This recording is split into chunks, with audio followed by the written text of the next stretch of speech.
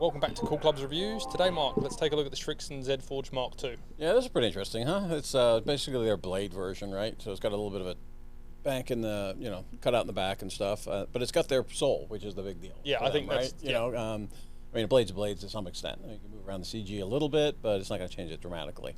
But the soul does something, and I don't have a lot of experience, but you do. You play them, right? Yeah, well, I've played blades, a lot of blades. I'm sure you Right. have, and my biggest issue with a blade is when I get a little steep is just that ground interaction. It goes in the deep in the ground too much. Right. And Srixon, I think one of the biggest things is across the board they've got this V soul or dual soul, whatever you want to call it. And that really helps players at every end of the game just get the club in and out of the ground. So, I mean, what help can you have on a blade other than the soul? Right. Other than that, you're not much, right? Yeah. But this is a good looking thing. I know it's a little high polished, but I think it looks clean. And the little steps in the back, obviously they've got some mass right in the centre there to help people out with Right. CG.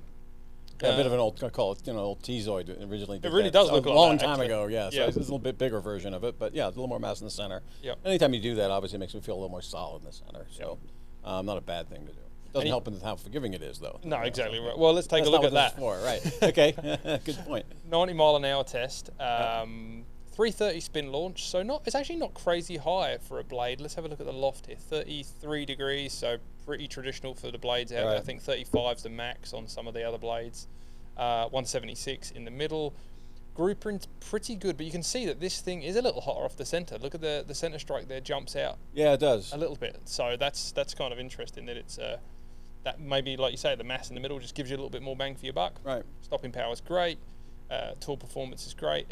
As we always say about the blades, Yeah. what are we really looking for? But Right. this is probably gives a little more help to the guys that are steep. So that's your category. Yeah, exactly what it is. So it's probably, it's a blade category. So, it really ought to be a scratch player to be doing this these Yeah. days.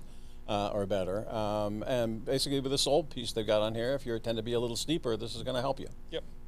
So that's kind of the differentiator between most of the other blades, really. It might push it out to a little bit more handicap if that soul design helps a tiny bit, but Yeah. it's still not anything wild. No, nothing crazy. Cool. Thanks. Right.